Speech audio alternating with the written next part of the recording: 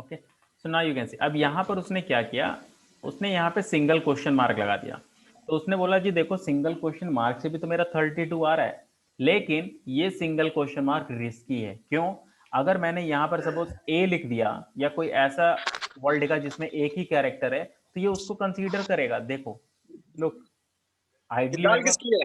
Ideally मेरे पास ये asterisk कितने बचे, एस्ट्रिक मेरे पास यहाँ से बचे कितने, 31, करेक्ट, दिस वन।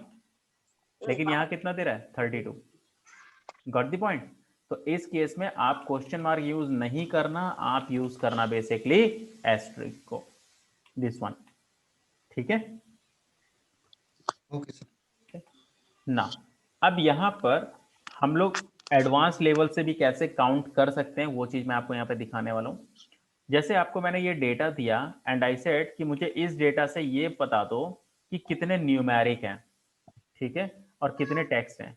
तो अगर जैसे मुझे टेक्स्ट निकालना है, तो मैंने आपको फर्स्ट क्लास में पढ़ाया था कि अगर आपको नॉर्मल टेक्स्ट निकालना है तो आप क्या करते थे, काउंट ए माइनस काउंट करते थे, राइट, ऑल वैल्यूज से न्यूमेरिक वैल्यूज माइनस करके, राइट। अब आपको यहाँ पे नहीं करना, आप उसी चीज को यहाँ काउंटिव से कर लो कि ये आपके पास बना रेंज, और जो क्राइटेरिया होगा वो क्या होगा, एस्ट्रिक। तो एस्ट्रिक क्या करता है, टेक्स्ट को ही तो काउंट करता है, करेक्ट। देखो मैं आपको पहले एक सिंपल सा कॉन्सेप्ट दिखाता हूँ, जो मैंने आपको फर्स्ट क्लास में समझाया था वो आपको दिखाता हूँ।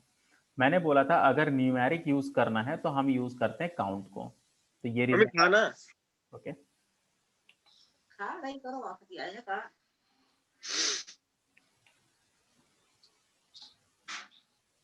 Okay, this one.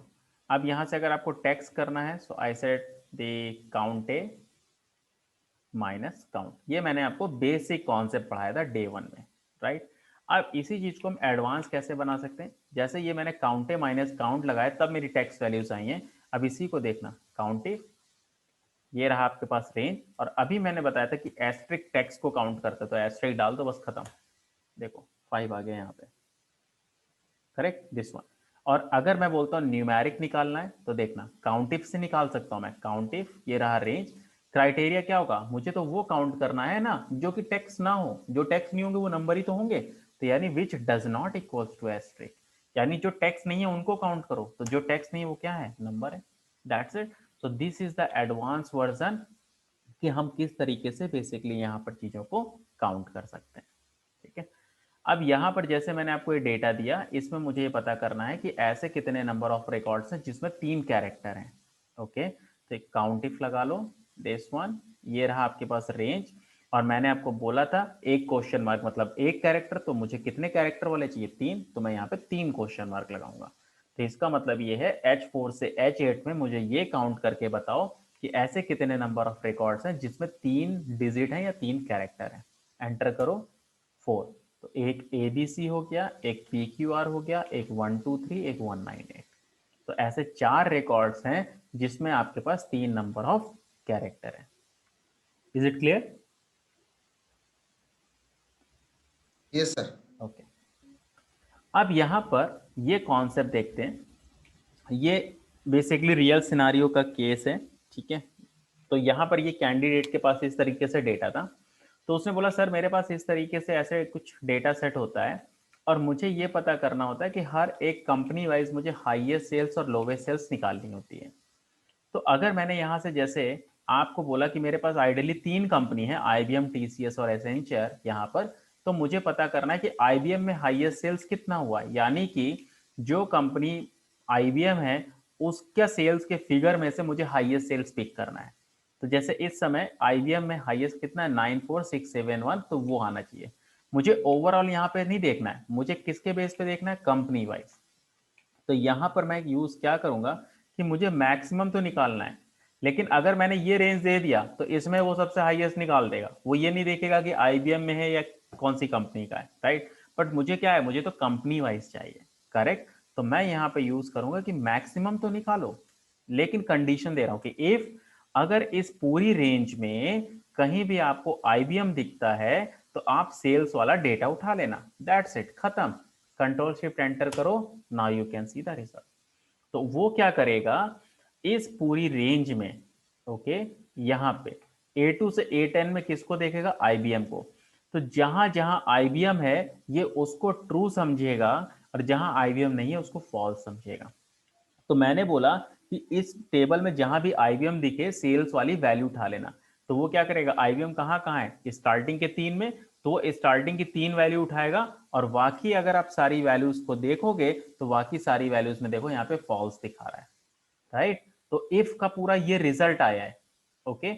अब इस पूरे रिजल्ट में से अगर मैं हाईएस्ट नंबर देखूं तो हाईएस्ट नंबर कौन सा है, 94671, और वही आपको मैक्सिमम फैच करके दे रहा है।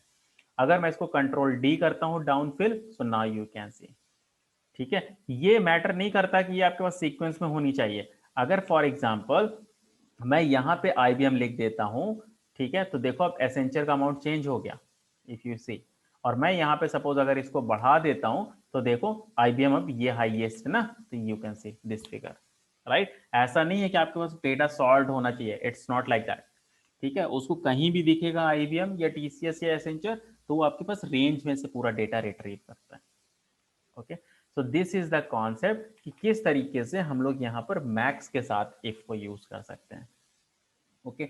सेम कॉन्सेप्ट, अब यहाँ पर जैसे हमने मैक्स यूज किया था, आप यहाँ पर मिन यूज कर लो तो वो मिनिमम निकाल देगा, दैट्स इट।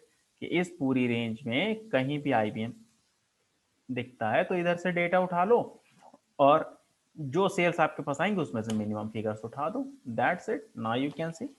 तो ये कॉन्सेप्ट है जहां पर हम लोग यहाँ पर मेन के साथ इफ यूज कर सकते हैं। अगर ऑफिस आप 2016 यूज कर रहे हो या 365 यूज कर रहे हो, तो वहां पे जब आप ऐसे मैक्स टाइप करोगे तो वहां पे ऐसे मैक्सिफ आता है, मैक्सिफ और मैक्सिफ, तो एक्चुअल में वो इसी का ही कॉन्सेप्ट है, ओके। तो यहाँ पर इस तरीके से हम इसको यूज कर सकते हैं। Is it clear? Clear sir. Now यहाँ पर मैं आपको एक असाइनमेंट दे रहा हूं which you guys have to perform.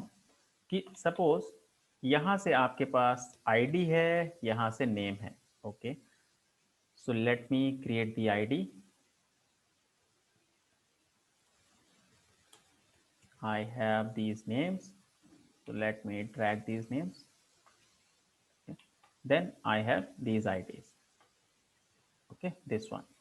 अब इससे मैं यहाँ से 3 टेबल क्रिएट करता हूँ, ठीक है, this one. Let me create this सब टेबल्स ओवर हियर।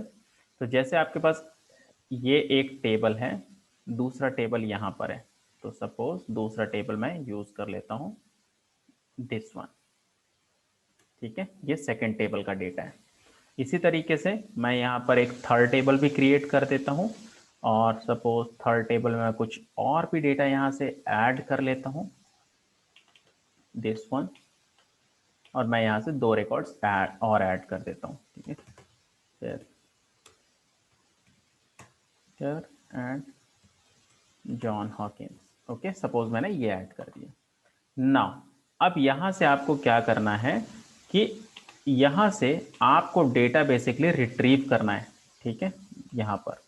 तो अब यहाँ पे आपको क्या करना है, ID के बेस पे, ओके, दिस वन, इसको मैं यहाँ पे रख देता हूँ, ओके, दिस वन। तो आपको क्या करना है, ID के बेस पर बेसिकली आपको नेम रिट्रीव करना है, ओके, दिस वन। ID के बेस पर आपको नेम रिट्रीव करना है। अब यहाँ पे मैं कुछ ID ऐसी भी डाल दे रहा हूँ जो टेबल में नहीं है, ठीक है, कुछ मिसमैच होंगे ऐसे।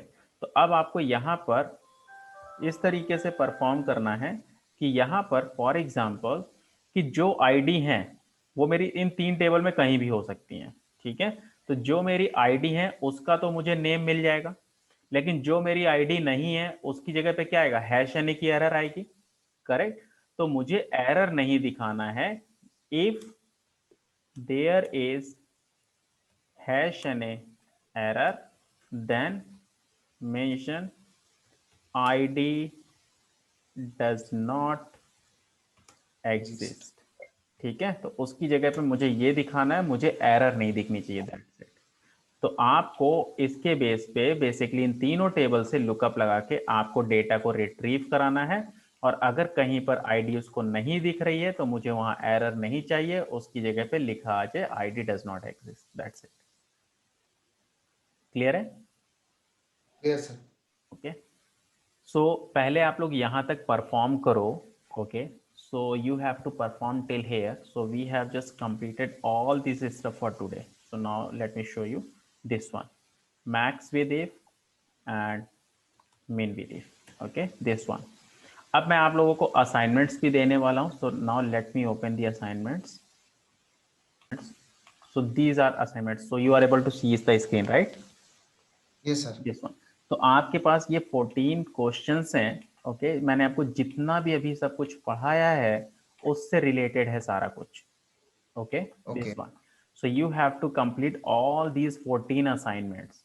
ठीक है, तो ये आपको बेसिकली सॉल्व करने हैं. So you can just take a time for a 1 day or a 2 day. So maximum for the Friday, I am just giving you the time. So before Friday, if everybody can do it, that's completely fine. लेकिन maximum मैं आपको Friday तक का time दे रहा हूँ. सो आप Friday तक इस असाइनमेंट्स को कंप्लीट कर लेना. This assignment is basically somehow the interview questions and the real scenario cases. Okay, तो मैंने आपको डे 1 से लेके अभी तक जितना पढ़ा दिया, ये सारी चीज़ों का कॉम्बिनेशन है बेसिकली. अगर आपने इसको सॉल्व कर लिया सो आई वुड से कि हाँ, आपको कॉन्सेप्ट्स क्लियर हैं. ठीक है, Okay. ठीक है. तो इसमें एक दो क्वेश्चन हो सकता है, जैसे ये क्वेश्चन नंबर 10 है, तो आप इसको अभी होल्ड करके रख लेना कि जब मैं आगे एक और कुछ फंक्शंस पढ़ाऊंगा चल के, तब आप इसको सॉल्व करना. But otherwise rest of the questions you can easily solve. ठीक है. सो ठीक है sir. Out of 14 I am assuming कि आप एटलीस्ट 11 क्वेश्चन तो सॉल्व कर ही सकते हो. Okay, Okay, sir. So this file I will also share you on the email. तो आप इसके थ्रू बेसिकली सारे क्वेश्चंस ये सॉल्व करोगे, प्लस जो मैंने आपको यहाँ पर दिए हैं आज ये सारे असाइनमेंट्स टैबलेट में. ओके, सो ये भी आपको बेसिकली सारे सॉल्व करने हैं. क्लियर है? Clear है sir. Okay, so okay, so we can stop here for today. तो कल हम लोग सेम टाइम पर ही फिर कनेक्ट होते हैं. Okay, so I will send you this Okay. File.